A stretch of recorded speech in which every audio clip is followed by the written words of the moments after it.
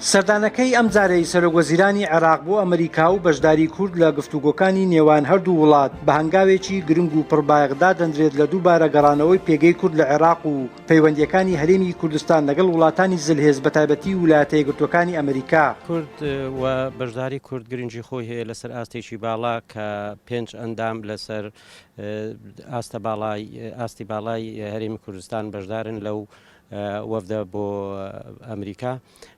ئەمە گرنگی خۆی هەیە لەوەیدا کە کورد بەشدارە لە دەسەڵات لە بەغدا هەر لە دوای پرۆسی ئازادی عێراقەوە بەشدارێکی کارای هەبووە، بە تایبەت دوای شەڕی داعش پێگەی کورد گرنگتر و گەورەتر بووە لە بۆ ئەمریکا و بۆ ئەوروپا و بۆ هەموو دنیا لەوەی کە شەڕی داعشمان کردو و سەرکەوتوانە تێمان پەڕاندووە و ئەمە لەلایەکیان لەلایەکتریان بۆ کوردیش ئەمریکا گرنگە لەوەی کە بە هەمان شێوە لەسەر ئاستی عێراق و ناوچەکە ڕۆژهەڵاتی ناوەڕاست ئەمریکا بەشداریەکی کارای هەبووە لە ڕێگەی هاوپەیمانێتی نێودەوڵەتی دژ بە داعش. وەک نووسەران و چاودێران ئاماژەی بۆ دەکەن لە پێناو جێبەجێکردنی بەرنامەی حکوومەتەکەی مستەفا کازمی و چارەسەرکردنی کێشەکانی عێراق بە پێویستی دەزانن بەغدا لەگەڵ هەرێمی کوردستان ڕێک بکەوێت و کۆتایی بە ناکۆچیەکان بهێنن. ئەو هەنگاوەش بە هۆکاری سەرەکی سەقامگیری و ئاشتی و ئارامی وڵاتدا دەنرێت. ئەگەر وەتیرەیە بڕواتن کازمی پێویستی بە ئیستقراری هەرێم دەبێ، پێویستی بەوە دەبێت کە لە هەرێم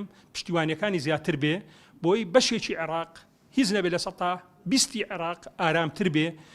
کێشەی هەرێمی کوردستان درێژ دەبێتەوە بۆ مووسڵیش و بۆ کەرکووچیش و بۆ خانەقین و بۆ دیالەش لە جێناکۆکان.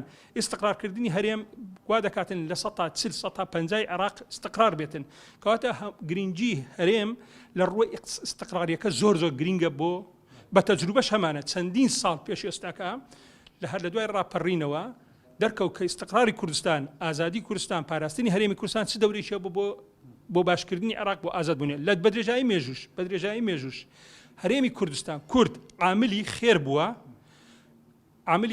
عاملی ئارامی بووە، بەڵام ئەگەر بە پێچەوانەکەشی عاملی نەئارامی بووە. شەڕی عێراق ئێران 8 ساڵ، شەڕەکانی تر زۆربەی کورد لەسەر کورد بووە.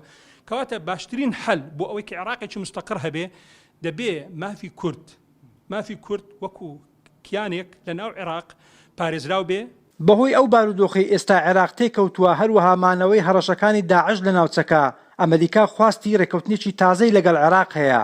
هەر لەو چوارچێوەیەشدا ناوێ ڕۆلی هیچ پێکهاتەیەک فرامۆش بکرێ لە نێویشیاندا کورد و ئەو ناوچانەی دەکەوێتە سنووری ناوچە دابڕاوەکان و حکوومەتی هەرێمی کوردستان. تاها عەبدوڵڵا، گەلی کوردستان، هەولێر.